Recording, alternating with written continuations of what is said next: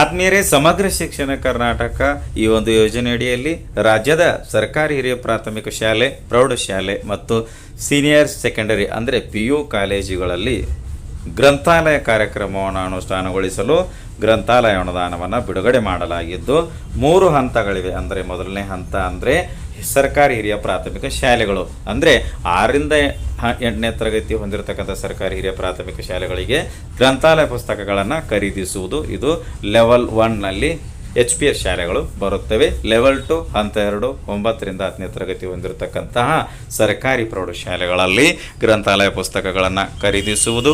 ಇದು ಹಂತ 2 ಲೆವೆಲ್ 2. ಇನ್ನು ಲೆವೆಲ್ 3 ಅಥವಾ ಹಂತ 3ರಲ್ಲಿ 11ರಿಂದ 12ನೇ ತರಗತಿ ಅಂದರೆ ಗೌರ್ಮೆಂಟ್ PU ಕಾಲೇಜುಗಳಲ್ಲಿ ಶಾಲಾ ಗ್ರಂಥಾಲಯ ಪುಸ್ತಕಗಳನ್ನು ಖರೀದಿಸುವುದು. ಒಟ್ಟು 3 ಲೆವೆಲ್ ಅಥವಾ ಹಂತಗಳಿವೆ. ಈ 3 ಲೆವೆಲ್ಗಳಿಗೆ ಸಂಬಂಧಿಸಿದಂತೆ ರಾಜ್ಯ ಮಟ್ಟದ ಸಮಿತಿಯಿಂದ ಅಂತಿಮವಾಗಿ ಆಯ್ಕೆಗೊಂಡಿರತಕ್ಕಂಥ ಒಂದು ಗ್ರಂಥಾಲಯ ಪುಸ್ತಕಗಳ ಪಟ್ಟಿಯನ್ನು DSERT ವೆಬ್ಸೈಟ್ನಲ್ಲಿ ಪ್ರಕಟಿಸಲಾಗಿದೆ.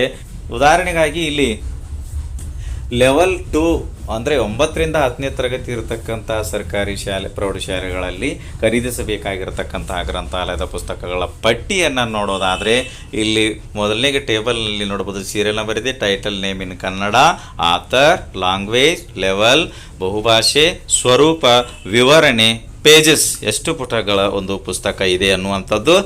Next year of publication, edition, print price, discount offered, print after, price after discount ಅಂದರೆ ರಿಯಾಯಿತಿ ಡಿಸ್ಕೌಂಟ್ ಆದಮೇಲೆ ಪುಸ್ತಕದ ಬೆಲೆ ಎಷ್ಟಾಗ್ತದೆ ಅನ್ನುವಂಥದ್ದು. ಕೊನೆಗೆ ಪಬ್ಲಿಷರ್ ನೇಮ್ ಇದೆ.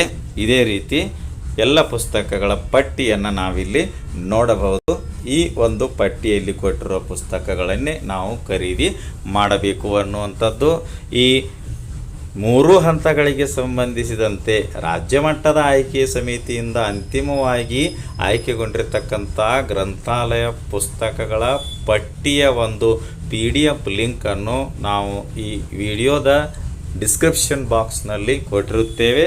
ತಾವು ಆ ಲಿಂಕ್ ಮೇಲೆ ಕ್ಲಿಕ್ ಮಾಡಿದರೆ 3 ಹಂತಗಳ ಪುಸ್ತಕಗಳ ಪಟ್ಟಿ ತೆರೆದುಕೊಳ್ಳುತ್ತದೆ. ಈ ವಿಡಿಯೋ ಇಷ್ಟ ಆದರೆ ಲೈಕ್ ಮಾಡಿ, ಉಪಯುಕ್ತ ಅನಿಸಿದರೆ ಶೇರ್ ಮಾಡಿ.